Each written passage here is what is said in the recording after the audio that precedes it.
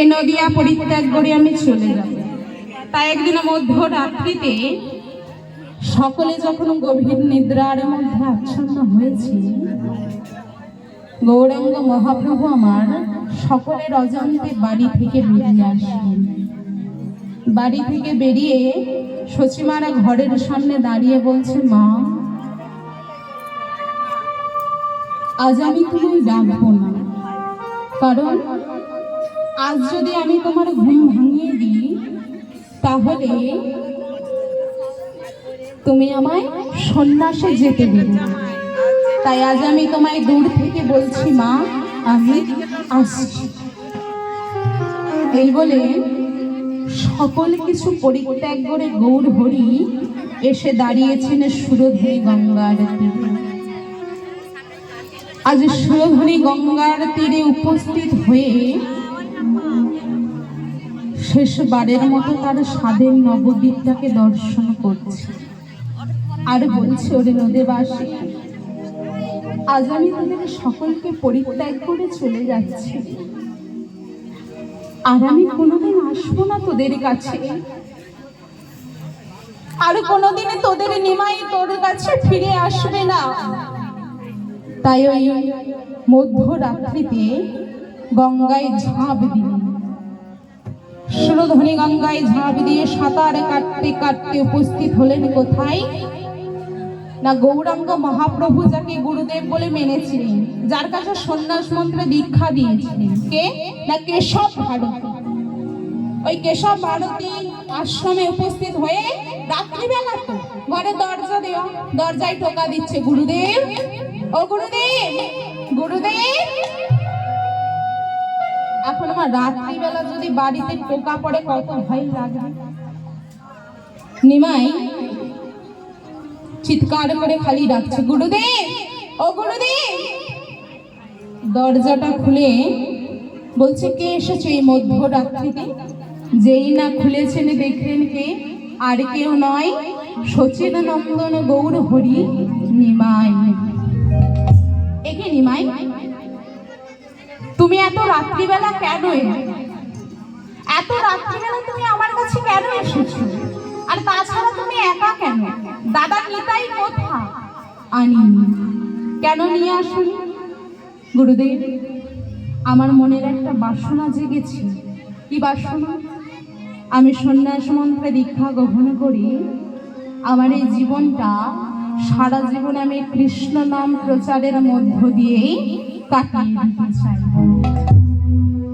গুরুদেব বলছে, তোমার কি মাথা খারাপ হয়েছে? এই বয়সে কেউ সন্ন্যাস নেয়? চলে যাও, বাড়ি ফিরে যাও।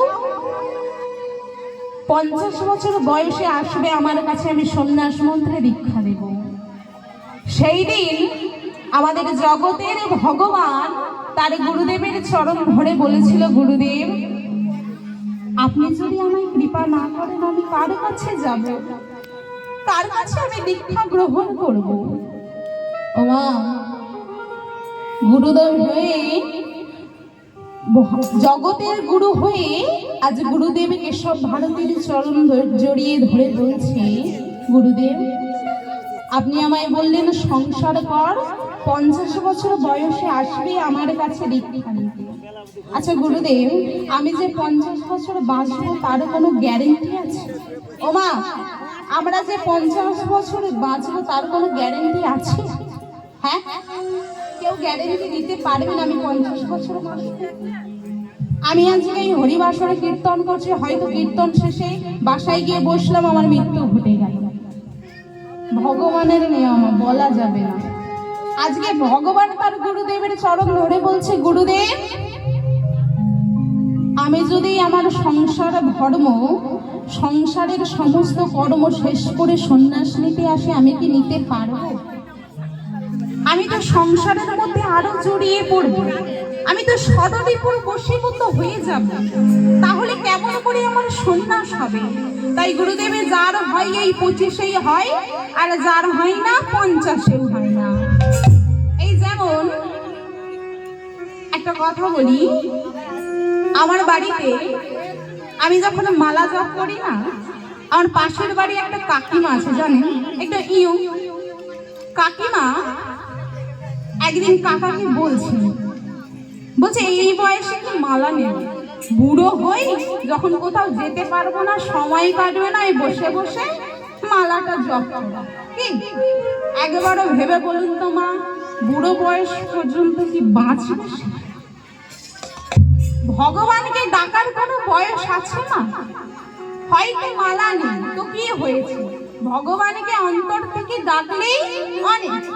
কি যারা ভগবানকে অন্তর থেকে ডাকতে পারে না তাদের থেকে বড় ভক্ত আর এই দুনিয়ায় হতে পারে।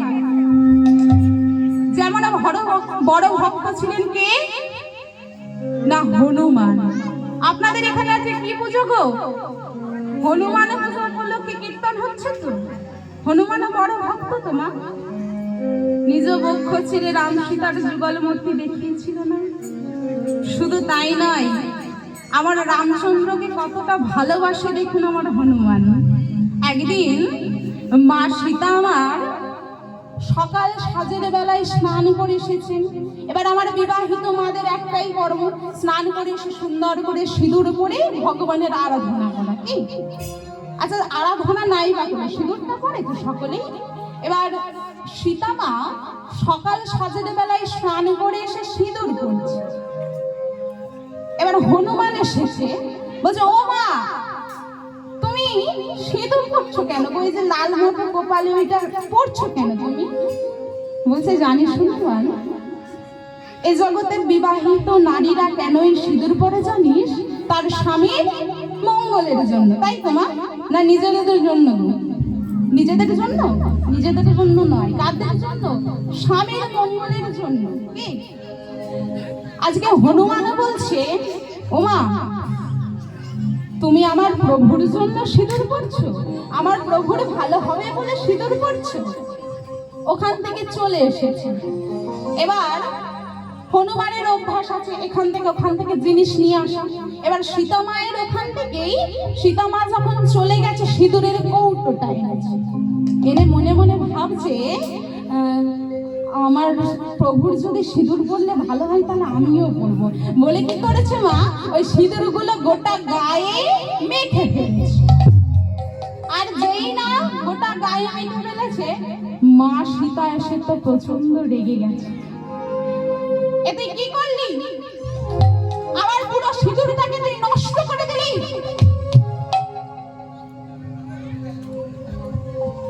বলছে ও মা আমি তোমার সিঁদুর নষ্ট করিনি, তাহলে তুই সিঁদুরটা শুধু শুধু মেখেছিস কেন? বলছে মা তুমি তো আমাকে বলেছো যে তুমি নাকি সিঁদুর পরো আমার প্রভু রামচন্দ্রের ভালোর জন্য, তাহলে আমিও তো প্রভুকে ভালোবাসি, আমি যাকে ভালোবাসি তার একটু ভালো চাইতে পারি না? তাই তো আমি আমার প্রভুর ভালোর জন্য সারা অঙ্গে সিঁদুর মেখেছি। কত বড় ভক্ত মা! আজকে ওই হনুমান সর্বদাই রাম সীতার জয়গান গায়। আজকে যেহেতু হনুমানের পূজা উপলক্ষে হরিনাম হচ্ছে, চলুন সকলে একবার রাম সীতার তার প্রিয় ভগবানের নাম ভজন করবো। কেমন সকলে? জয় জয় রঘুপতি রাঘব রাজা রাম পতিত পাবন সীতারাম। সকলে প্রেম শ্রী রঘুপতি রাঘব রাজা রাম পতিত পাবন সীতারাম। জয় জয় রঘুপতি রাঘব রাজা রাম পতিত পাবন সীতারাম।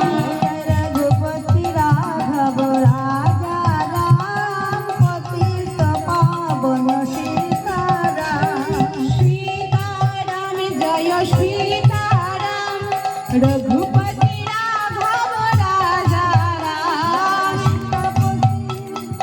রাজা রাম পতিত পাবন সীতারাম।